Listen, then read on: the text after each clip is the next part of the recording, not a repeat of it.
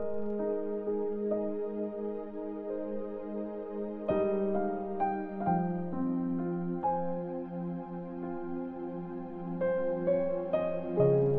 chapter 7.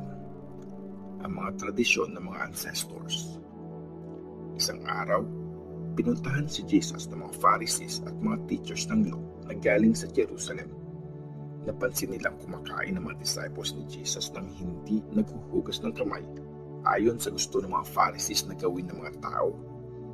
Mahigpit na sinusunod ng mga Pharisees at Jews ang tamang paraan ng paghuhugas ng kamay bago kumain. Ayon yon sa turo ng mga ancestors nila. Hindi din sila kumakain na kahit anong pinili nila sa palengke hanggat di pa nila yun nahuhugasan. Sinusunod din nila ang iba pang mga tradisyon gaya ng paghuhugas ng mga baso, kasirola, mga bronze na bowls at mga higaan. Kaya tinanong si Jesus ng mga Pharisees at mga teachers ng law, bakit hindi sinusunod ng mga disciples mo ang mga tinuro sa atin ng mga ancestors natin? Bakit sila kumakain na hindi man lang naghuhugas ng kamay? Sumagot si Jesus, mga plastic. Tama nga si Prophet Isaiah nung sinulat niya to. Sinabi ng Diyos, sinasabi ng mga tao na ginagalang nila ako, pero malayo naman ang puso nila sa akin. Walang kwenta ang pagsamba nila sa akin kasi tinuturo nilang galing sa Diyos yung mga utos na gawa-gawa lang nila. Sinusuway niyo ang mga utos ng Diyos pero sinusunod niyo ang mga tradisyon na gawa ng tao. Ang galing-galing niyong sumunod sa mga tradisyon niyo pero yung utos ng Diyos di niyo masunod. Sinabi ni Moses, igalang niyo ang tatay at nanay niyo. Dapat mamatay ang sinumang mambastos sa tatay at nanay niya. Pero tinuturo niyo sa mga tao na pag may pwede silang itulong sa mga magulang nila, pero sinabi nilang korban ito, inoffer ko na to sa Diyos. Excuse na sila sa pagtulong sa magulang nila. Sa ginagawa niyong yan, sinusuway niyo ang salita ng Diyos dahil sa mga tradisyon na tinuturo niyo. Actually, marami pa kayong ginagawang mali na kagaya niyan. Ang tunay na nagpaparumi sa tao. Tinawag ni Jesus ang mga tao at sinabi niya, makinig kayong mabuti at intindihin niyo ang sasabihin ko.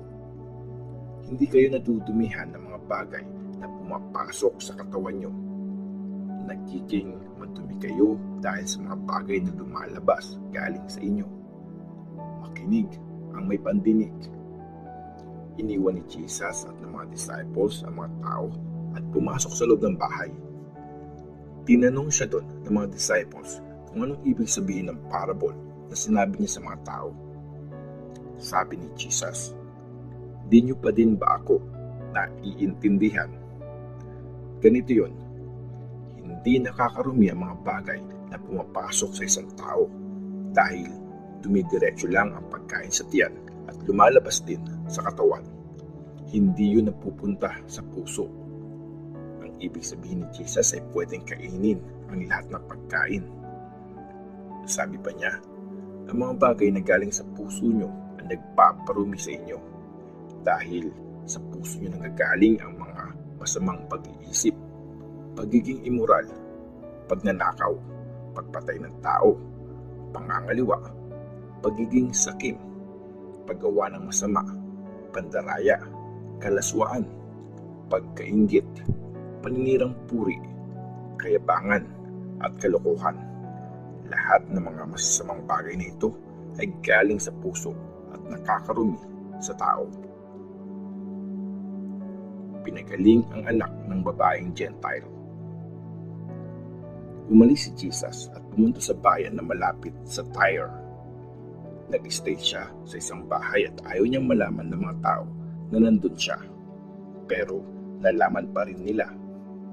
Meron isang nanay na may anak na batang babaeng sinasapian na masamang espiritu. Nalaman ng nanay na nandun si Jesus kaya nagmamadali siyang pumunta at lumuhod sa paanan ni Jesus. Isa siyang Gentile na taga-Phoenicia, lugar yun sa Syria.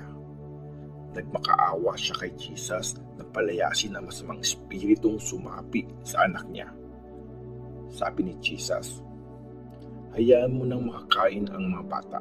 Hindi tamang kunin ang mga pagkain ng mga bata at ihagis sa mga aso. Sumagot ang babae, pero sir, ang mga aso sa ilalim ng mesa ay kumakain din po ng mga pagkain na lalaglag ng mga bata. Kaya sinabi ni Jesus sa kanya, dahil sa sinabi mo, umuwi ka na. Makikita mong lumayas na ang demonyong sumapi sa anak mo.